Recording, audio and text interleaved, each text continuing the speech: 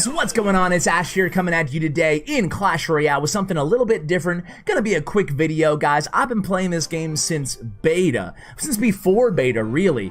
And I know a lot of you guys are old school as well, and a lot of you guys are somewhat newer, right? Now, whether you're new or you're old school like me, I hope this video will serve as kind of a refresher course, a reminder on some best practices for Clash Royale. But we're gonna get a little bit more in depth than just, you know, keep track of your opponent's cycle and learn how to count elixir, stuff that we talk about in every single video. Don't play too aggressively offensively. We're going to talk about more broad concepts in some cases and more specific concepts in other cases that should help a lot of you guys out. I've made a lot of mistakes when playing this game, and if you're anything like me, guys, you're not trying to be a pro player. I am not trying to go, you know, to partake in CRL and live in a team house and play year-round as a professional player.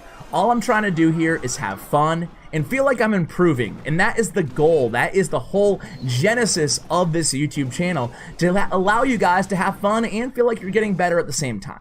So with that out of the way, let's go ahead and get into the mistakes, I guess, or the tips, however you want to look at them. Glass half full, glass half empty, either way, we got you covered here. Tip number one is going to be card upgrades. Man, I was the worst at upgrading my cards early on in this game. I would watch YouTube, I would see a pro playing a deck, and I would take the deck, and without even playing 3 matches with it, I would already start upgrading the cards. Okay, oh, this guy's using Expo, he's so good with Expo, I'm gonna play the Expo deck, I'm gonna upgrade my Expo, and then I would suck at the deck and I'd be wasting my gold on the Expo. Even as somebody like me who did spend money on the game, I would still be wasting my gold on the Expo, a card that I really never wanted to play once I actually realized what decks suit my, you know, my strengths as a player.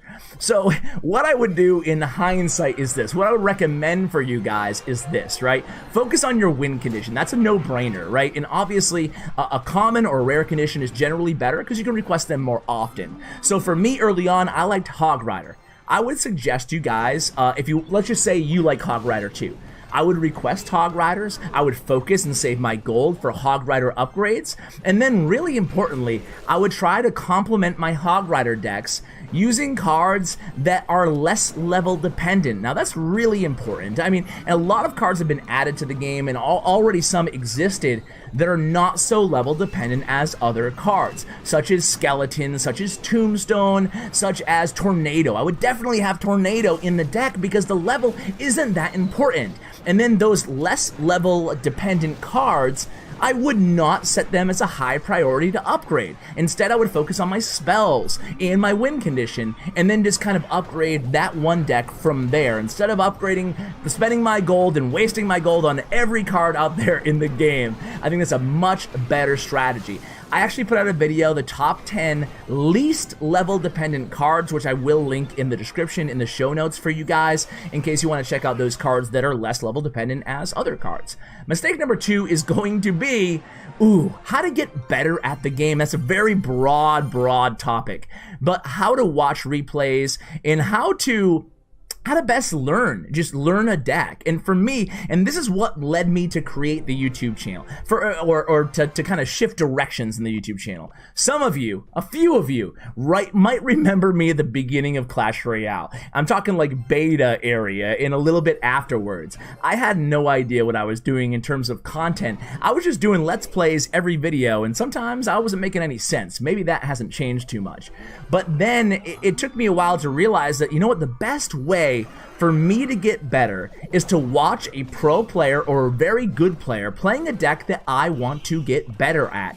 And not paying attention to chat if you're watching on Twitch, not paying attention to even necessarily what the player is saying all the time, but instead just watching the decision-making process on that player. Now that we have CRL, that would be the best because you know those pros are focused and they're not making as many mistakes as they would in, say, in a stream or in a YouTube video with, you know, a mediocre YouTube host chirping in their ear the whole time as they play live, right? So that would be something that I would recommend you guys watch a player who's really good on YouTube or wherever and try to learn from them, try to mimic their decision making. But more importantly than that even, it's watching your replays after a loss, and that's something we talked about a lot here on the channel, but more specifically, this is what you should look for. You don't have to watch every loss replay. Who wants to do that? That would be really boring and make for a very tedious evening, right? Or whatever, or a bathroom trip, wherever you play Clash Royale, right?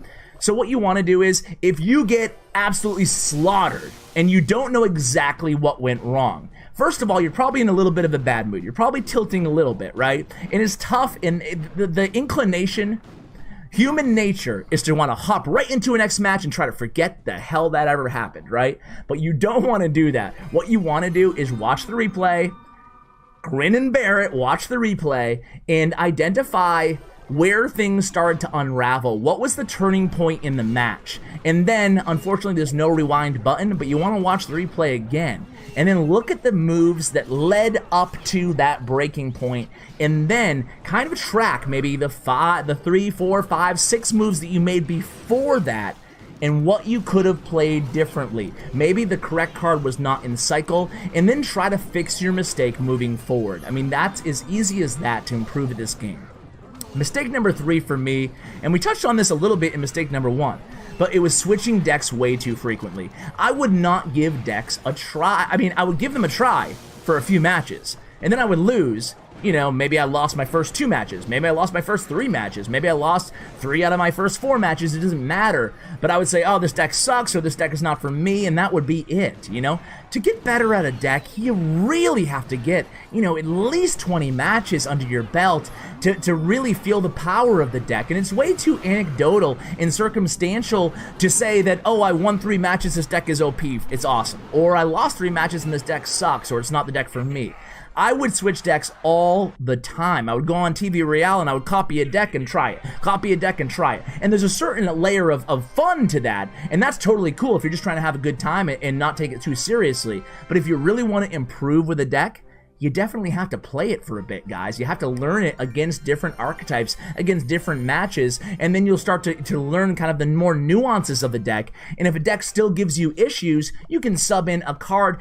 Let's say you're playing a Hog Cycle deck and Royal Giant's killing you every time. We'll sub in that Mini P.E.K.K.A. for the Ice Golem or whatever, right? You can make substitutions, but don't just switch the deck. Don't just throw the deck away if you want to really give it a try. So that would be my mistake number 3. Number 4 is playing too aggressively on defense. Whoa.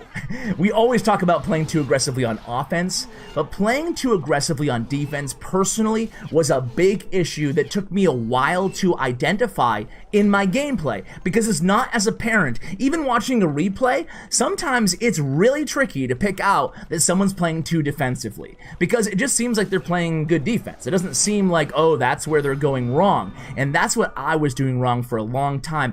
It took me to the point, even this year, to finally realize this. And how I realized it was, I was playing a lot of bridge spam decks for a while, and I started to notice that as a bridge spam player, I would just wait for someone to overcommit, to play that one extra 3 or 4 elixir card on defense, and then boom, I would try to make them punish. I would try to punish them in the opposite lane. Now, even if you're not playing bridge spam, you're going to want to have a very, very kind of keen awareness of what cards do I need to use here defensively. And you don't want to just spam all your defensive cards at once. Unless it's absolutely necessary, right? And it doesn't mean you don't defend. It doesn't mean you're playing everything like a beatdown deck, but just be very cognizant, be very aware of what the opponent is trying to make you do defensively, and don't play into what they're trying to make you do. So again, if they're coming at you with a couple troops, maybe 6 elixir worth of troops in one lane, don't defend with like 8 or 10 elixir just hoping for the counter push, because they could punish you in the opposite lane, or they could bank that elixir trade plus 4 elixir and then cash in on it 3, 4, 5, 6 plays later in the match, and you'll never know exactly what went wrong. It's because you overcommitted on defense. It's a big one. And then number 5, the final kind of mistake or tip for you guys is going to be a pretty obvious one. It's do not play when tilted. And it's not just because you play worse when you're tilting. It's not because you play worse, because you do. Most players do play worse when you're tilting, and it's almost a subconscious thing. You don't even realize it, but you play a little bit more aggressive. You know, you guys probably know what I'm talking about. You ever have like 3 or 4 losses, and then you start making opening, like a bandit at the bridge plays. They're very subtle, right? Like normally you wouldn't probably play a bandit at the bridge, but you lose 3 in a row, maybe you'll play that bandit at the bridge start of the match, just because you're frustrated. You're playing a little bit more aggressive, and you probably don't even realize it. So that's number 1 why you shouldn't play when tilting. But number 2 is, if you're anything like me, guys, it puts me kind of in a real life bad mood. And it's temporary. It's not like it ruins my day or anything. It doesn't even ruin my hour. It just ruins where I'm at mentally in the moment. Like, there's been many times where I've kind of, you know, gotten a little snappy with like a friend or a family member when I'm literally in a tilt, you know, like playing. And I'm not a rage player. I don't throw my device. I don't like scream or anything like that. But I do kind of just get in a little bit of a bad mood, and nobody wants to get in a bad mood over a mobile game. And your family and friends definitely don't want you to be in a bad mood over a mobile game. So that's something that I wish I could go back and tell myself, hey man, I'm gonna cut you off at 3 losses in a row, or 2 losses, whatever it is for you, 10 losses in a row. Do not play anymore. Put your device away, take a break. Come back later on. You'll probably go on a win streak, you know? So guys, that is the video. It was a little bit different, like I said, but hopefully it kind of, you know, I don't know, shared a thing or two about my mistakes with you guys, and hopefully 1 or 2 of these tips kind of resonated with you guys as well. So thank you so much for watching. A huge shout out to Bren Chong. Hope you enjoyed this gameplay, this mediocre CWA gameplay in the background. Did you like that first match? How about that guy BMing me? He was BMing pretty hard, and I had the comeback victory against Lava Loon. Haha.